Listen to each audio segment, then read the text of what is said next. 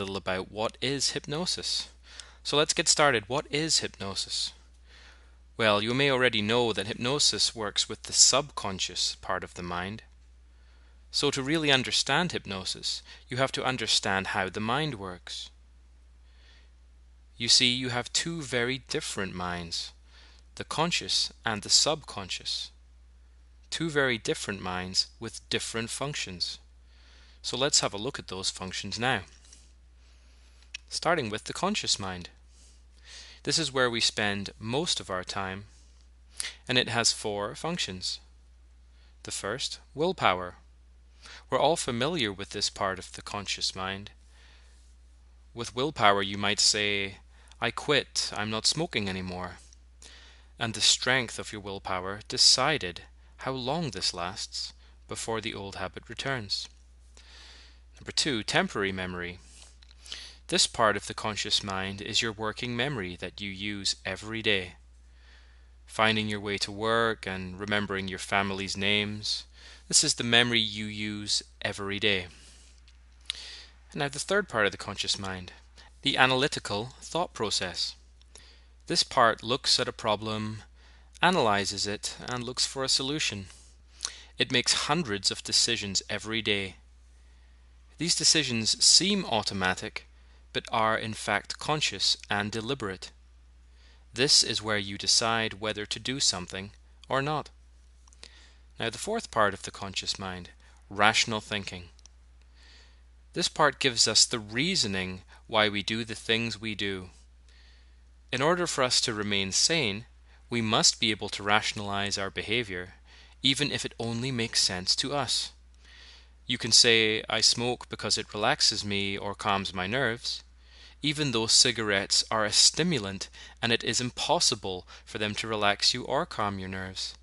But if you believe it to be true, then it is.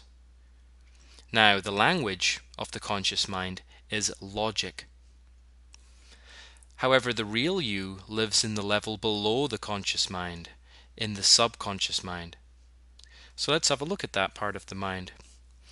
The subconscious mind is where you will find habits, not just the good, the bad, and the ugly, but also our practical habits we do without even thinking about it, like answering the phone when it rings, or brushing our teeth, or for some, possibly biting nails, grinding teeth, or twirling hair.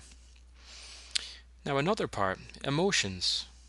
Our emotions are also in the subconscious mind, love and hate, etc.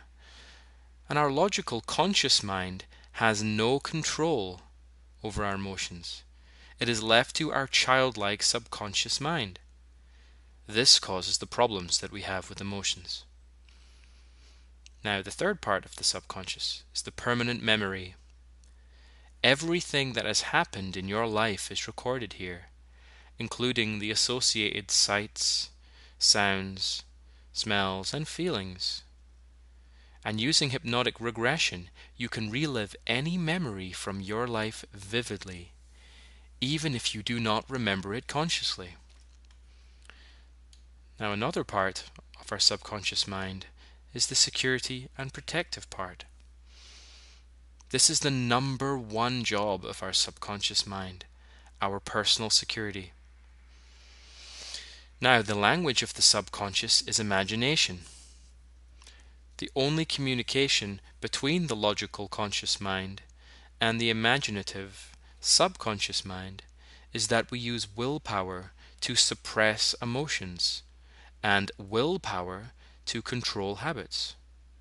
But unfortunately, willpower is temporary, and suppressed emotions get redirected in a negative manner, causes stress, and can cause illness. And in most cases, the habits return, sooner or later. Remember, the language of the conscious mind is logic. The language of the subconscious is imagination. When logic and imagination conflict, imagination wins every time. The subconscious mind is the boss. Because the language of the subconscious is imagination, it cannot tell the difference between what is real or true and what is not real or untrue.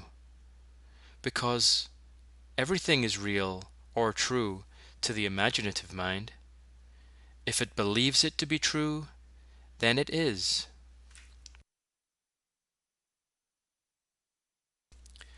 So let's explain hypnosis now in the simplest of terms. Normally, the conscious mind is in front and the subconscious is in the background.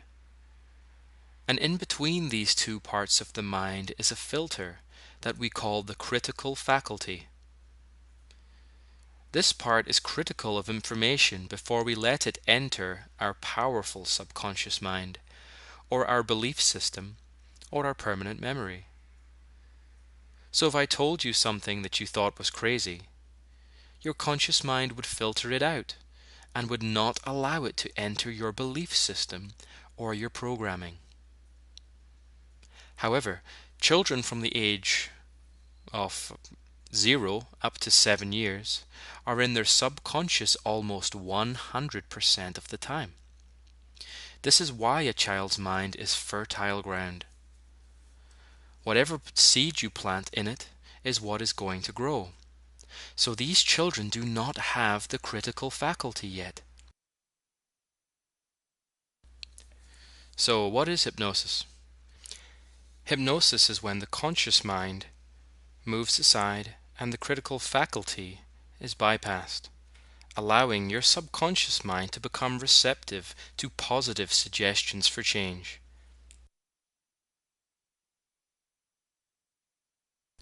So these positive seeds or suggestions are planted in your subconscious mind.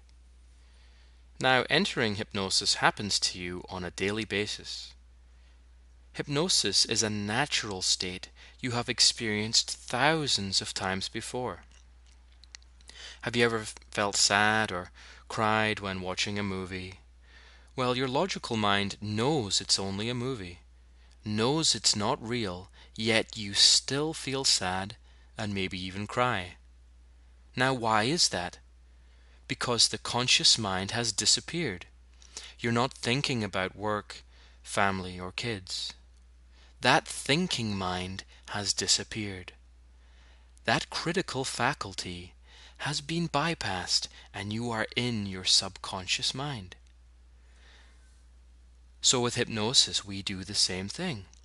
We move the conscious mind aside and bypass the critical faculty in order to plant positive seeds of change into the subconscious mind, where they can grow and cause incredible changes in our beliefs, thoughts, habits, and behaviors, and even our health.